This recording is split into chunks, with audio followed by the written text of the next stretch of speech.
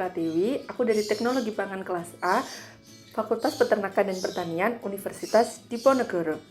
Jadi, di video kali ini aku mau mereview beberapa produk makanan. Makanan yang punya rasa manis, asin, asam, gurih, dan pahit. Yuk kita lihat videonya.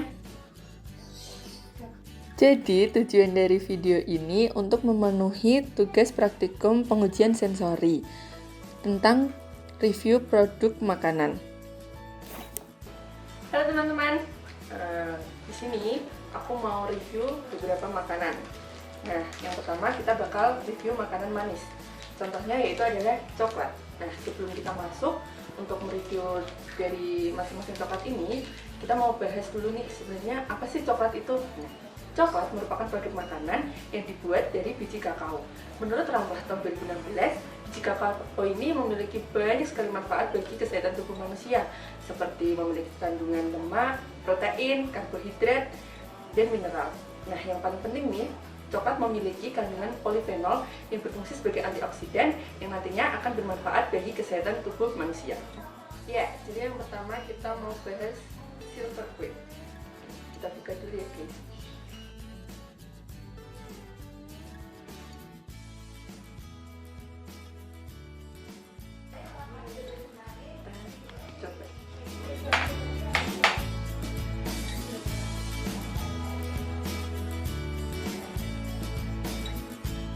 Oke, creamy-creaminya gitu guys. Dalamnya ada kacang mete dan susunya terasa. Ya, yang kedua kita mau review dairy milk cake. Kita buka ya.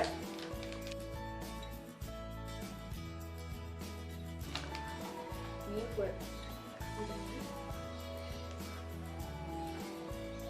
sekarang kita coba.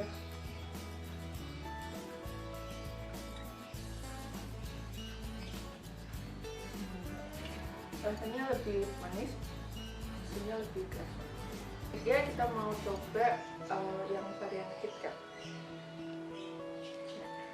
Kita buka.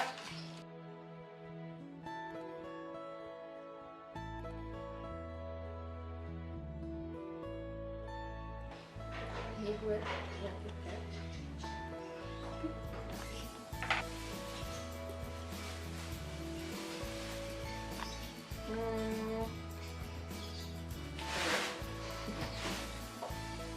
Di dalam coklatnya ada kayak wafer gitu dan susunya juga.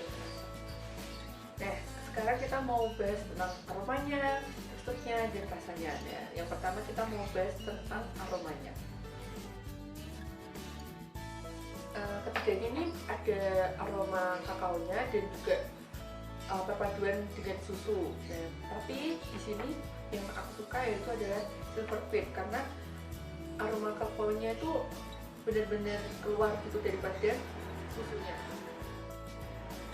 Menurut Arigan 2016, biji kakao yang ada di dalam coklat ini memiliki senyawa volatil sehingga akan mengeluarkan aroma coklat yang menjadi ciri khas dari coklat tersebut. Nah, sekarang kita mau bahas dari segi rasa nih teman-teman. Dari ketiga ini yang aku rasain tadi, kalau silver queen ini punya aftertaste rasa pahit dibanding dari dairy milk dan KitKat. Kalau di Cadbury dan KitKat ini dia lebih dominan manis sama rasa susunya. Kalau di silver queen ini punya rasa pahit gitu waktu dimakan yang tinggal di lidah. Nah, menurut ramalan tahun 2018, aftertaste rasa pahit yang meninggal di lidah ini berasal dari nib biji kakao. Jadi nib dari biji kakao ini mengandung senyawa katekin, epikatekin, dan prosyanidin.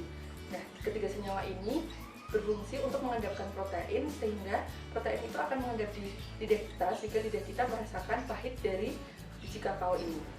Nah, sekarang kita mau bahas dari segi teksturnya nih teman-teman. Kalau dari silver queen, dairy milk, dan KitKat ini yang punya tekstur yang baik menurut aku nih si silver queen ini, karena silver queen ini dia legit tapi saat masuk di mulut tuh ada sensasi lumer-lumernya gitu. kalau Cadbury ini terlalu lembek, jadi di suhu ruang pun gampang meleleh, dan ya walaupun saat kita makan pun juga gampang meleleh. Nah kalau si KitKat ini walaupun dia keras ataupun kompak itu kelihatannya, cuman mungkin ini karena adanya bantuan dari si wafer di dalamnya ini, sehingga coklatnya ini tidak gampang meleleh saat ada di suhu kamar.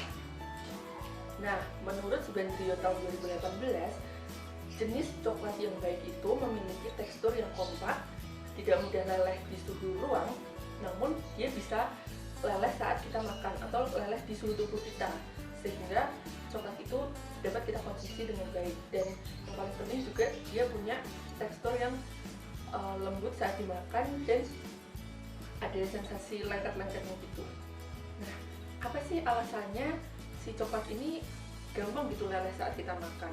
Nah, menurut Ikrawan tahun 2018 menyatakan bahwa coklat ini memiliki tekstur yang padat saat ada di suhu ruang, karena suhu ruang ya kita tahu suhu ruang itu mempunyai suhu sekitar 25 derajat Celcius. Nah, coklat ini akan mudah meleleh pada suhu 34 derajat Celcius, di mana tubuh kita sebagian besar memiliki suhu yang lebih dari 34 derajat Celcius itu, sehingga coklat gampang sekali meleleh saat berada di mulut kita.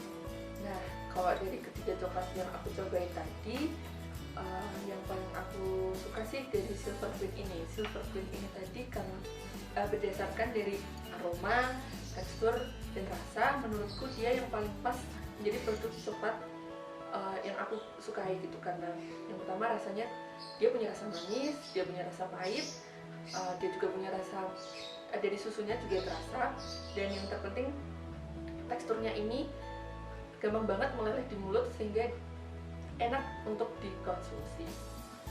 Nah, di sini aku mau kasih tahu nih sama teman-teman manfaat dari kita konsumsi coklat. Coklat yang kita konsumsi ini, menurut studi Bio tahun 2012 menyatakan bahwa coklat ini berperan penting sebagai antioksidan dan anti radikal, sehingga dia membantu kesehatan kita untuk menangkal segala macam penyakit.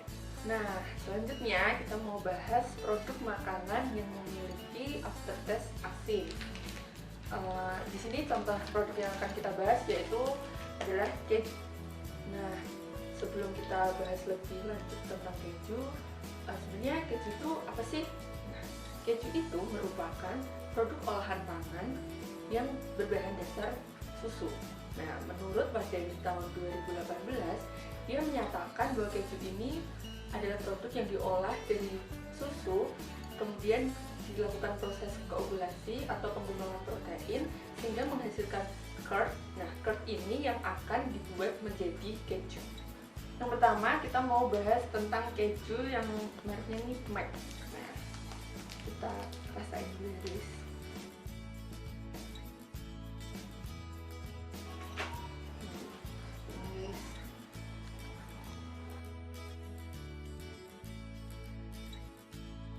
Kejunya terasa, susunya,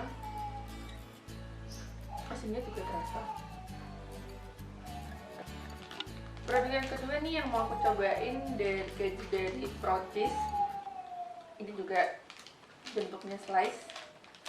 Kita mau cobain. Kalau dari segi bentuk mah sama aja ya teman-teman. Kita rasain ya. Terus nih rasa asinnya ada dan kayak lebih kenyal gitu daripada yang tadi. Untuk produk yang ketiga yaitu keju cup. Ini juga keju slice.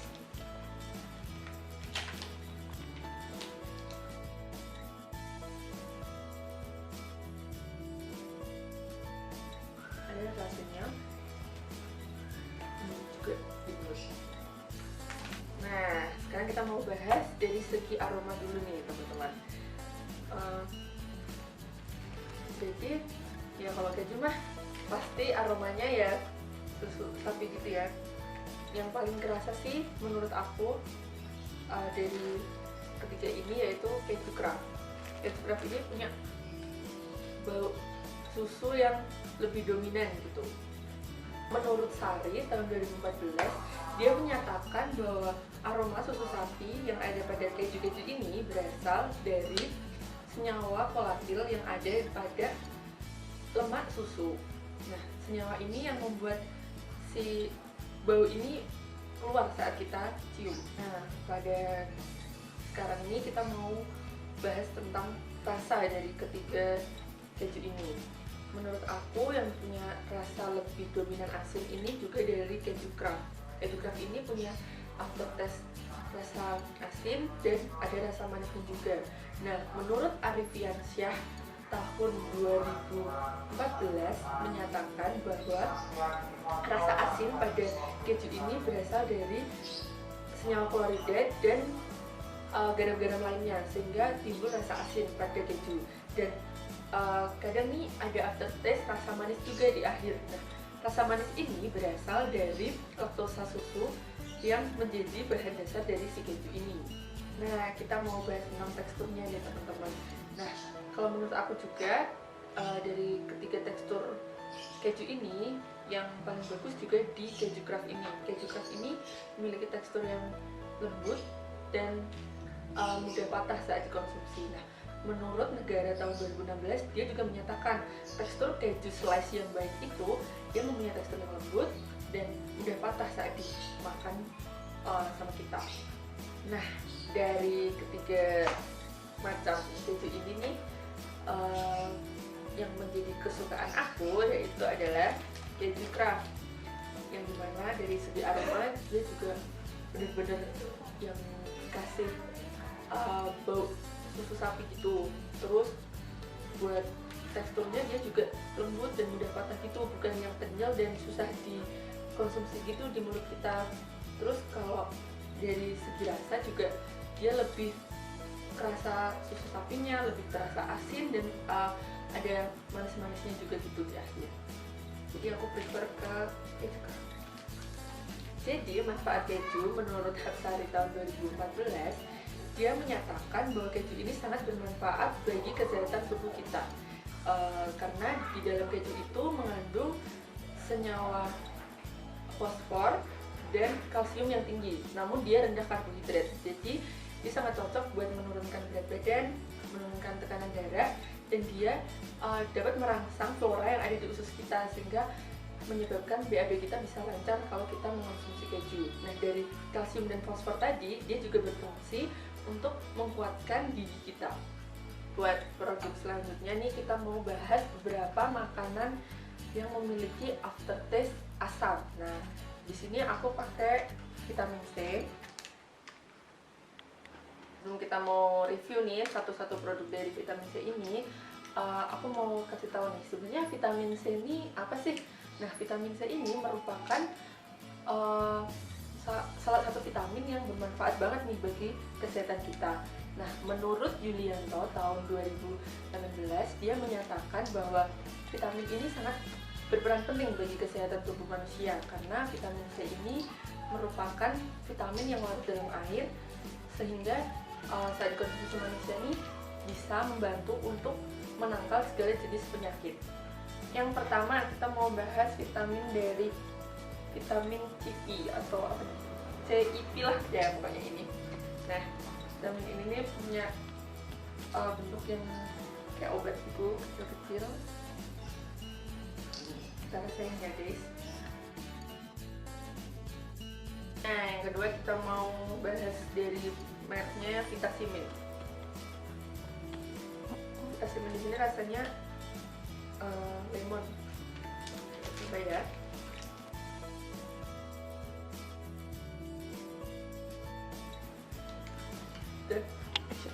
Produk ketiga dari vitamin yang bakal aku cobain yaitu Sonsi. Tapi di sini aku pakai rasa jeruk ya guys, karena kemarin dari rasa lemon nggak dapet.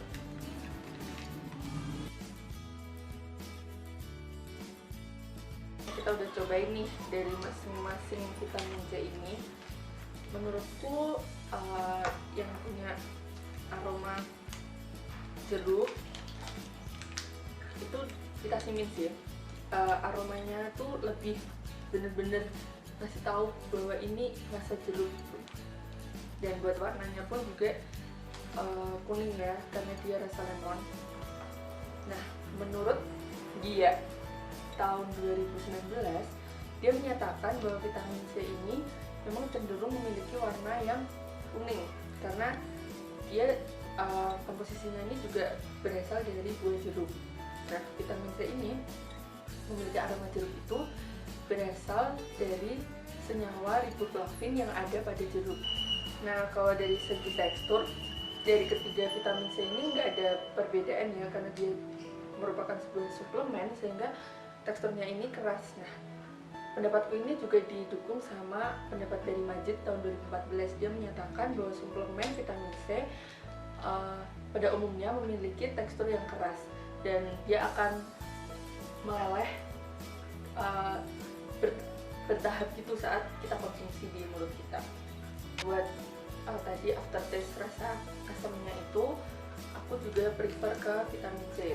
Vitamin C-nya Vitamin ini memiliki rasa asam, cuman di akhirnya itu juga ada rasa manis.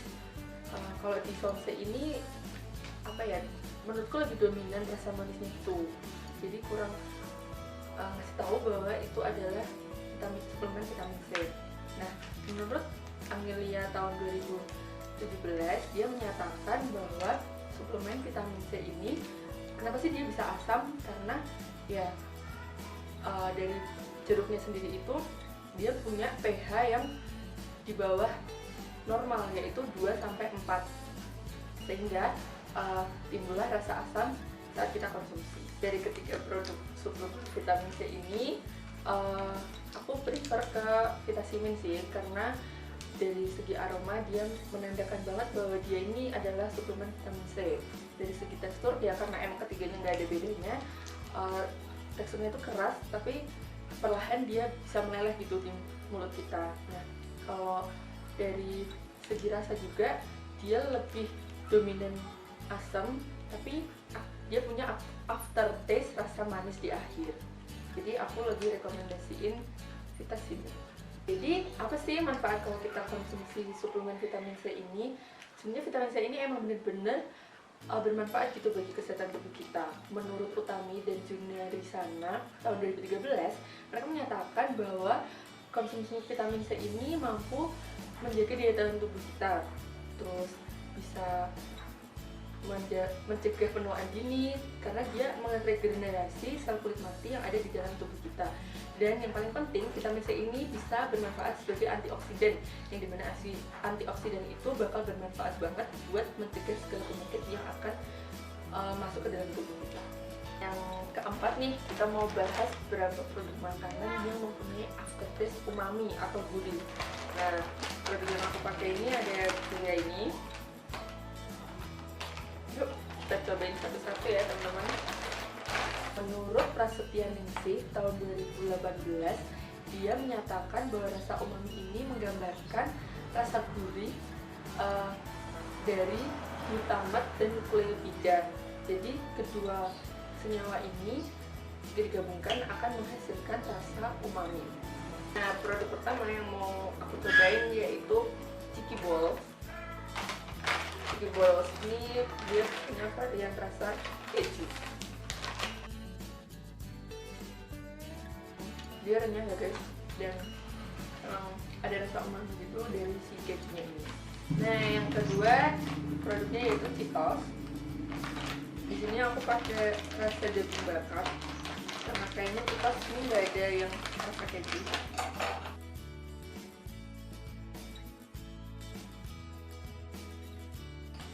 Buat produk yang ketiga, aku mau bahas taro. Di sini pakai rasa rumput laut.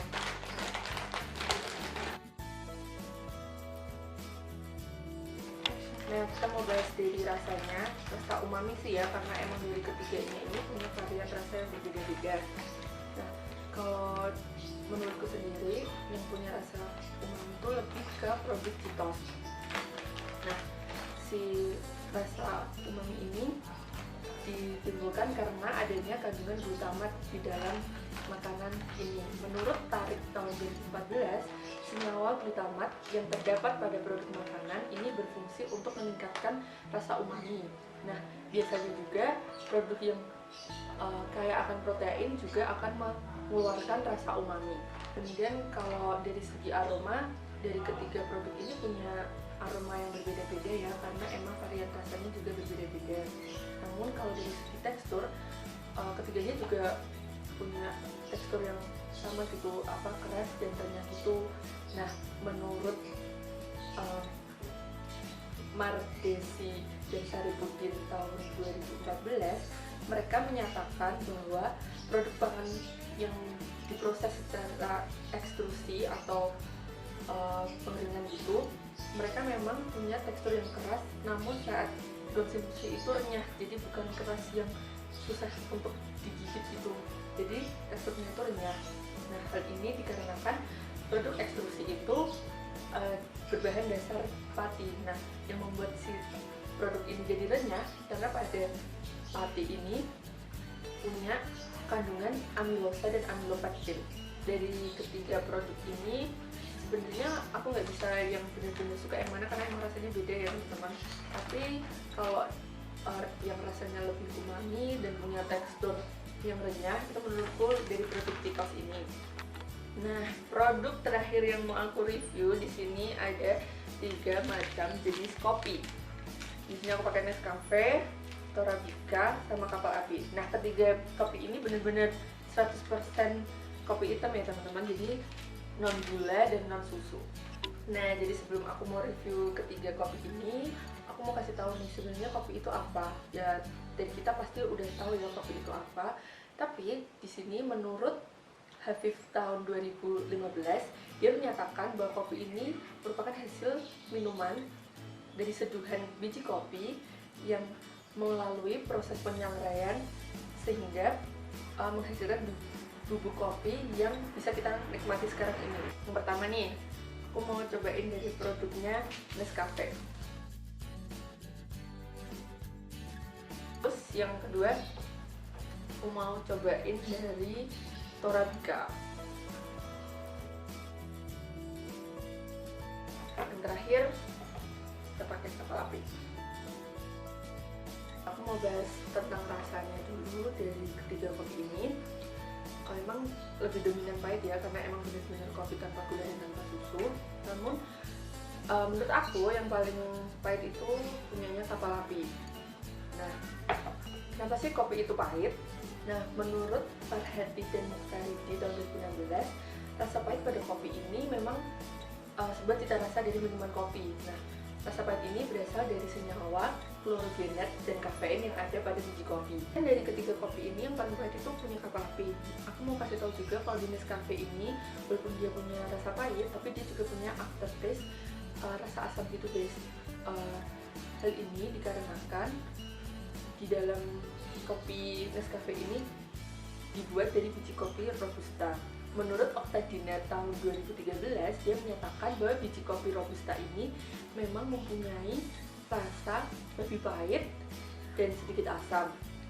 Kemudian dia juga punya kandungan kafein yang tinggi sehingga menghasilkan kopi yang rasanya tuh pahit dan asam. Nah, asamnya sendiri ini berasal dari senyawa asam klorogenat.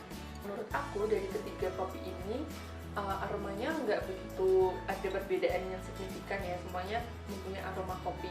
Nah, menurut Mutalib tahun 2012, dia menyatakan bahwa aroma yang keluar dari biji kopi ini berasal dari proses penyampaian. Nah, teman-teman, di sini aku mau bahas tentang ampas atau endapan pada masing-masing kopi. Di Kapal Api sama Torabika dia punya endapan, tapi di Nescafe ini nggak ada. Menurut Nur Hayati tahun 2017, kopi yang baik itu tidak meninggalkan ampas. Karena apa?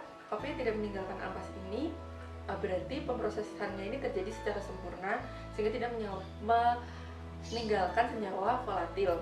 Nah, kopi yang tanpa ampas ini juga memberikan rasa kopinya itu lebih kuat sehingga saat dinikmati terasa pahit. Jadi kalau menurut aku dari ketiga jenis kopi ini yang paling aku suka nih punyanya Nescafe.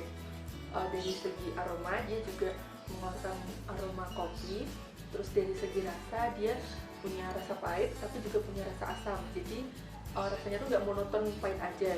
Terus dari segi tekstur itu tadi, teksturnya itu benar-benar tidak punya endapan ya teman-teman, jadi rasa kopinya itu benar-benar kerasa. Teman, di sini aku mau kasih tahu manfaat kita konsumsi kopi. Menurut aku konsumsi kopi ini bisa bermanfaat untuk menjaga daya ingat kita dan bisa menurunkan resiko terkenanya penyakit diabetes. Nah, menurut Zulkifli tahun 2017, manfaat lain dari mengkonsumsi kopi juga yaitu mencegah terjadinya penyakit Alzheimer pada tubuh kita. Kesimpulan dari segala macam produk yang udah aku review tadi, produk pangan itu memang mempunyai beragam rasa seperti manis, asin, asam, umami, dan pahit. Nah, dari semua produk yang udah aku coba tadi, aku juga udah kasih tahu mana aja produk yang menurutku sesuai gitu. Teman-teman, itu tadi yang bisa aku sampaikan, beberapa review makanan produk yang bisa aku kasih tahu teman-teman. Semoga video ini bisa bermanfaat bagi teman-teman. Terima kasih sudah menonton. Maaf.